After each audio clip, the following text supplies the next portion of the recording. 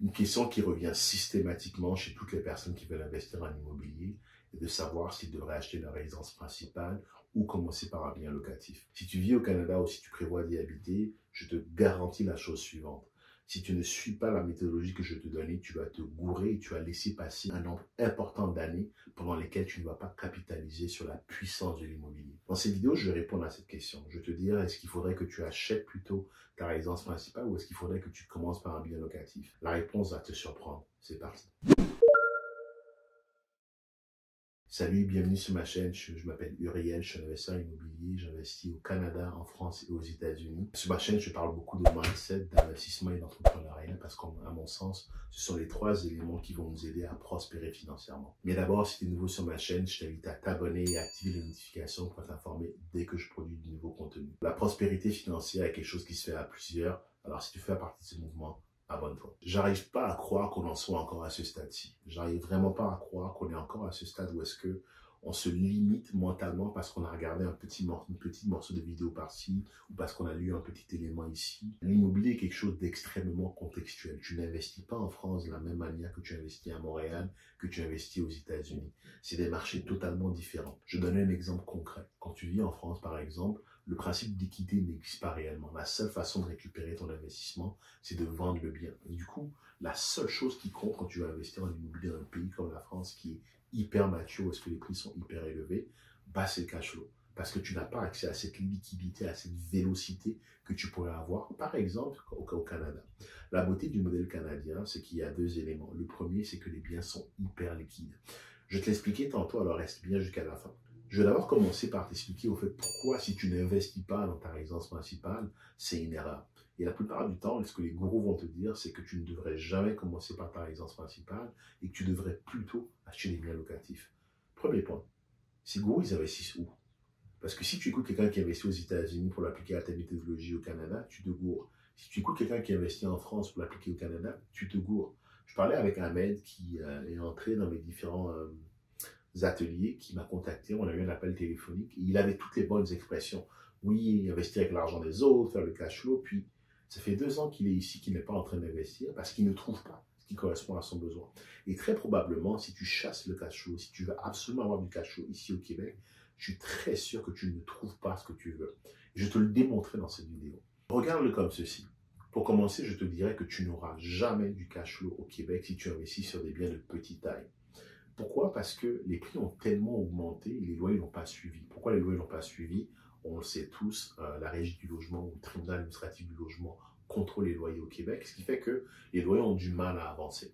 Alors qu'en parallèle, vu qu'on est un marché où est-ce que les prix étaient encore excessivement bas relativement au reste du Canada, on a eu une vraie poussée vers le haut de part des investisseurs qui venaient d'autres provinces. Je peux te raconter des projets où est-ce que j'ai vu des Chinois débarquer et acheter 20-30 condos dans le même projet parce qu'ils ont compris. Ils ont compris que le vrai attrait de l'immobilier canadien, en tout cas québécois, c'est vraiment l'équité et la prise de valeur.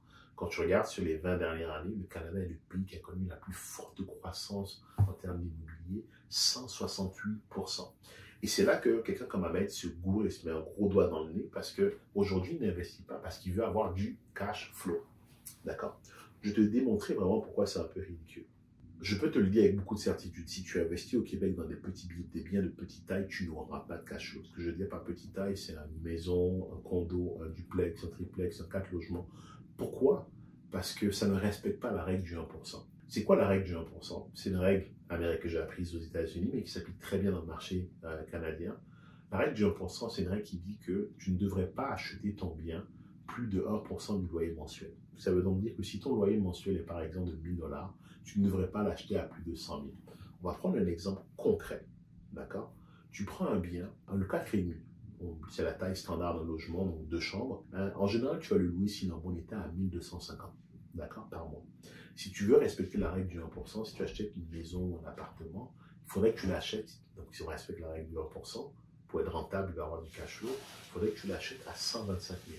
Ça n'existe pas une maison à 125 000. Ça n'existe pas un condo à 125 000. Si tu es au-dessus de 125 000, c'est-à-dire 100 fois le loyer mensuel de 1%, bah, 1250 fois 100, ça fait 125 000. Ça n'existe juste pas. On va aller plus loin. On va prendre le deuxième exemple. Un duplex, un bâtiment de 2 logements avec 2 4,5 à 1 250 $ chacun. tu as un loyer de 2500. Si j'applique la règle du 1%, faudrait, pour que ce soit rentable, il faudrait que tu l'achètes à 250 000. Ça n'existe pas un duplex à 250 000 que tu peux louer à 1250 chaque logement. Ça n'existe pas. Et je te mets au défi de me prouver le contraire. Si c'est le cas, mets-le-moi dans les commentaires. Si tu en trouves un, mets-le-moi dans les commentaires et ça va me faire plaisir d'aller l'acheter. Je vais même te donner la mise de fonds pour le faire. D'accord? Tu vas l'acheter et je vais te donner la mise de fonds. On continue l'exercice. Un bâtiment de 3 logements.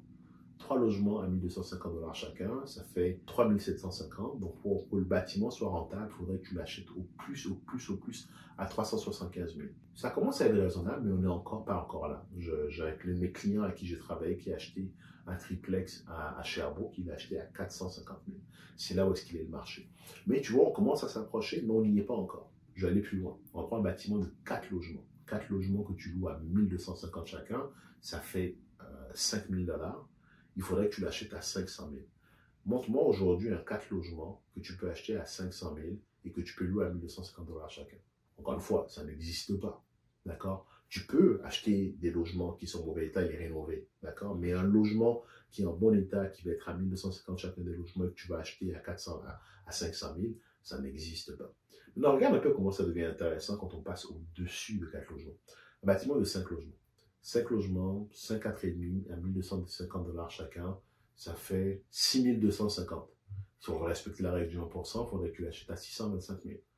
Là, ça commence à faire du sens. D'accord? Je peux te trouver un 5 logements à 625 000 à Sherbrooke, à Gatineau, à Drummondville, à Saint-Hyacinthe. Oui, c'est faisable. Mais tu vois que tant qu'on n'est pas passé au-dessus d'un certain chiffre, ce n'est pas possible de trouver ce que tu veux. Et donc, quelqu'un comme Ahmed, chaque matin, se réveille, il regarde, il veut investir en immobilier, puis il fait les calculs, il dit, mais c'est pas rentable, pourquoi je veux investir? Et il n'investit pas, parce qu'il est focusé sur le cash flow. Le challenge, c'est que la seule chose qui va être rentable, on a point de vue cash flow au Québec, bah, ça va être des bâtiments qui sont de plus en plus gros. Et un 5 logements, il ne faut pas 5% pour l'acheter, il faut 25%. Donc, si on fait le calcul rapide, un 5 logements qui est à 625 000, on va même dire 600 000 pour simplifier les calculs, il te faut 150 000 pour l'acheter. Est-ce que tu penses que tu es en mesure aujourd'hui d'économiser 150 000? Si c'est le cas, n'achète pas ta résidence principale, attends d'avoir le 150 000 et va acheter le 5 logements. Par contre, si ce n'est pas le cas, je vais te montrer un chemin beaucoup plus rapide qui va te permettre d'y arriver. Bah, tu achètes ta résidence principale. Je te donne mon exemple concret. La résidence dans laquelle je vis actuellement, je l'ai achetée à 500 000, elle a été réévaluée à 975 000 il y a quelques semaines. On parle d'un bâtiment qui a pris pratiquement 450 000. Et ce 450 000, je sais aller en chercher une bonne partie, à peu près 350 000, et je sais aller acheter 5 logements avec.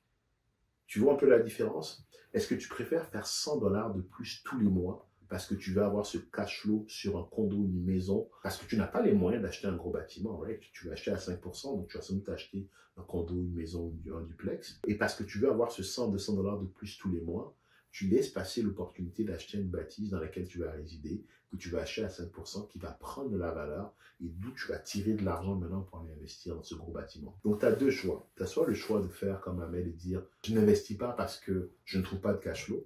Et pendant ce temps-là, tu n'oublies pas que tu payes un loyer tous les mois qui part à perte.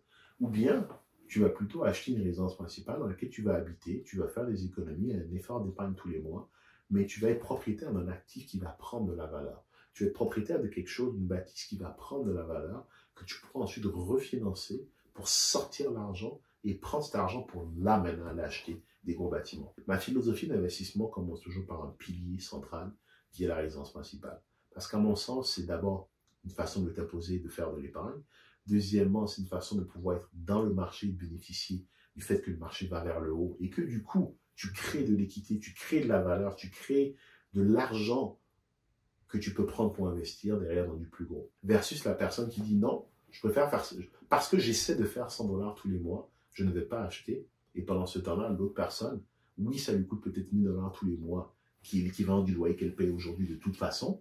Mais derrière, au bout de 2, 3, 4 ans, elle a un 200, 300 000 de valeur qu'elle sait prendre sur cette résidence-là pour aller acheter autre chose. Si tu vis au Québec et que le cash flow est ta priorité, tu te mets deux doigts comme ça dans les yeux. J'allais dire dans le nez, mais c'est dans les yeux. Et tu t'empêches d'avancer. Parce que dans 5 ans, tu vas te réveiller en disant « Oh, j'ai pas investi. Oh, j'aurais dû. » Et j'en connais plein comme ça. J'ai eu une personne que j'ai eu au téléphone, elle est arrivée au Canada en 2000, parce que justement, elle voulait absolument, parce qu'elle a écouté les gourous sur Internet, elle a écouté Des petits morceaux de vidéos qui parlaient de cash flow, cash flow, cash flow. Ça venait de gens qui vivaient à l'extérieur du pays, qui vivaient aux États-Unis ou en Europe. Elle n'a pas investi. Regarde le calcul suivant. Personne n'aurait acheté une propriété en 2000 à 500 000. Entre-temps, le marché a pris 168%. 168%. Appliqué à ce 500 000, ça aurait une propriété aujourd'hui qui vaudrait à peu près 1 350 000. Entièrement payé. Au bout de 20 ans, c'est plus ou moins entièrement payé. Donc, elle aurait été propriétaire d'une propriété qui vaut 1 350 000, qui serait libre de dette, qu'elle pourrait vendre aujourd'hui. Et au passage, vu que c'est sa résidence principale, il y a zéro imposition là-dessus. Et elle aurait eu 1 250 000 en main qu'elle aurait pu prendre pour aller investir. Préfères-tu faire 1 250 000 en 20 ans ou préfères-tu faire 100 $ tous les mois? 100 $ tous les mois pendant 20 ans. 100 $ tous les mois de cash flow pendant 20 ans, ça fait 100 $ fois 12 200 par an, fois 20 ans. Tu es à peine à 25 000. Donc, la prochaine fois qu'on te parlera de cash flow, je t'invite à vraiment mener cette réflexion. Qu'est-ce que je veux réaliser? Si je veux vraiment créer un patrimoine conséquent, si je veux vraiment réussir à être libre financièrement et donc à générer des revenus passifs, ce n'est pas avec un bâtiment que tu vas le faire. Il faut 2, 3, 4, 5 bâtiments. Et la meilleure façon d'accumuler les acquisitions, surtout en Amérique du Nord, c'est de jouer avec l'équité. L'équité, c'est que le bâtiment prend de la valeur, tu tires cet argent-là et tu rachètes autre chose. Mais si tu n'as pas de bâtiment, tu ne pourras jamais faire ça. Si tu n'achètes pas parce que tu penses que le cash flow est la seule métrique que tu dois regarder pour investir dans un bien, tu te gourres royalement et on se reverra dans 2-3 ans et tu diras « Ah, j'ai pas acheté. Ah, j'aurais dû acheter. » Et tu seras plein de regrets alors que tu aurais pu surfer sur le fait que l'immobilier a boomé et va continuer à boomer sur le long terme. Voilà, c'est fait le tour. Dis-moi si tu es du même avis ou si tu as un avis différent. Je suis très intéressé à avoir ton opinion. Si tu penses que tu devrais ne jamais investir au Québec ou au Canada si tu n'as pas de cash flow, dis-le moi dans les commentaires. Je suis très curieux d'avoir ton opinion là-dessus. Je répondrai. Je te dis à une prochaine vidéo. Et n'oublie pas de t'abonner. Salut.